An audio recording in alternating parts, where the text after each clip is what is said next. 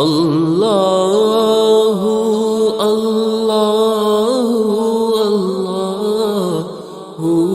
إنا أنزلناه في ليلة القدر وما أدراك ما ليلة القدر ليلة القدر خير من ألف شهر تنزل الملائكة والروح فيها بإذن ربهم من كل أمر سلام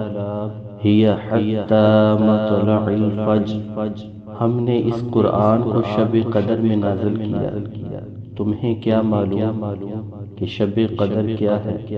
شب قدر 1000 راتوں سے بہتر ہے۔ اس دن فرشتے اور روح امین اپنے رب کی اجازت سے ہر حکیمانہ حکم لے کر نازل ہوتے ہیں۔ یہ سلامتی والی رات فجر کے طلوع ہونے تک رہتی ہے۔ امام ظہری فرماتے ہیں کہ قدر کے معنی مرتبہ کے ہیں، چونکہ یہ رات باقی راتوں کے مقابلے میں شرف اور مرتبہ کے لحاظ سے بلند ہے، اس لیے اسے لیلۃ القدر کہا جاتا ہے۔ اس رات کو قدر کے نام سے تعبیر کرنے کی وجہ یہ بھی بیان کی جاتی ہے کہ اس رات میں اللہ تعالی نے اپنی قابل قدر کتاب قابل قدر امت کے لیے صاحب قدر رسول کی معرفت نازل فرمائی۔ یہی وجہ ہے کہ اس صورت میں لفظ قدر 3 دفعہ آیا ہے۔ قدر کے معنی تنگی کے بھی ہیں۔ اس معنی کے لحاظ سے اس رات آسمان سے فرش زمین پر اتنی کثرت کے ساتھ فرشتوں کا نزول ہوتا ہے کہ زمین تنگ ہو جاتی ہے۔ موطا امام مالک میں ہے کہ جب رسول پاک صلی اللہ علیہ وآلہ وسلم کو سابقہ امتوں میں لوگوں کی طویل عمروں کے بارے میں آگاہ فرمایا گیا تو آپ صلی اللہ علیہ وآلہ وسلم نے ان کے مقابلے میں اپنی امت کے لوگوں کی عمر کو کم دیکھتے ہوئے یہ خیال فرمایا کہ میری امت کے لوگ اتنی کم عمر میں سابقہ امتوں کے برابر عمل کیسے کر سکیں گے؟ بس آپ صلی اللہ علیہ وآلہ وسلم نے بارگاہ اقدس میں اپنی امت کے لیے آرزو کرتے ہوئے جب یہ دعا فرمائی کہ اے میرے رب، میری امت کے لوگوں کی عمریں کم ہونے کی وجہ سے نیک اعمال بھی کم رہ جائیں گے، تو اس پر اللہ تعالی نے شب قدر عنایت فرمائی۔ رسول اللہ صلی اللہ علیہ وآلہ وسلم کا ارشاد پاک ہے،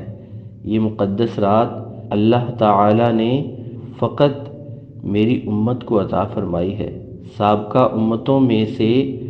یہ شرف کسی کو بھی نہیں ملا۔ حضرت سیدنا ابو ہریرہ رضی اللہ تعالی عنہ آپ روایت کرتے ہیں کہ حضور نبی کریم صلی اللہ علیہ وآلہ وسلم نے ارشاد فرمایا، جو شخص ایمان اور طلب ثواب کے ارادہ سے رمضان کے روزے رکھتا ہے، اللہ تبارک و تعالی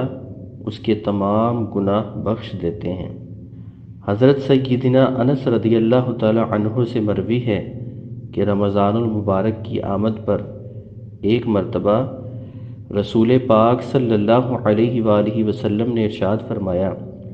یہ جو ماہ تم پر آیا ہے اس میں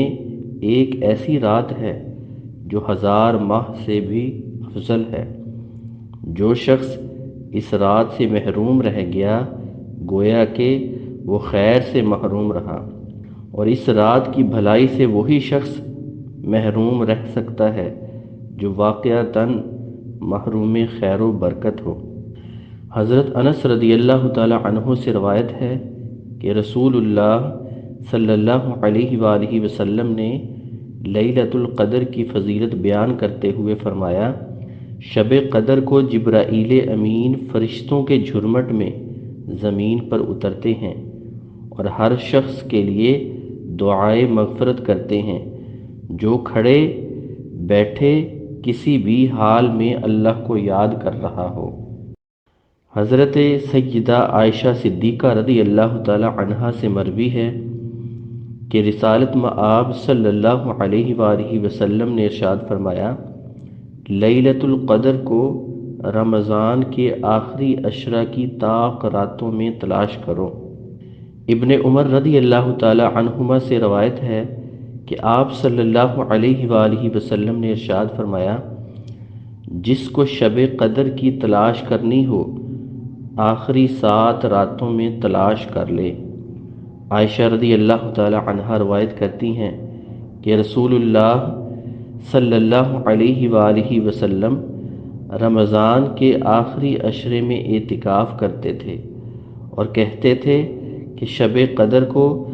رمضان کی آخری 10 راتوں میں تلاش کرو۔ ابو سلمہ رضی اللہ تعالی عنہ سے روایت ہے کہ نبی کریم صلی اللہ علیہ وآلہ وسلم نے فرمایا کہ مجھے وہ رات دکھائی گئی تھی مگر پھر بھلا دیا گیا، لہٰذا تم اسے رمضان کی آخری طاق راتوں میں تلاش کرو۔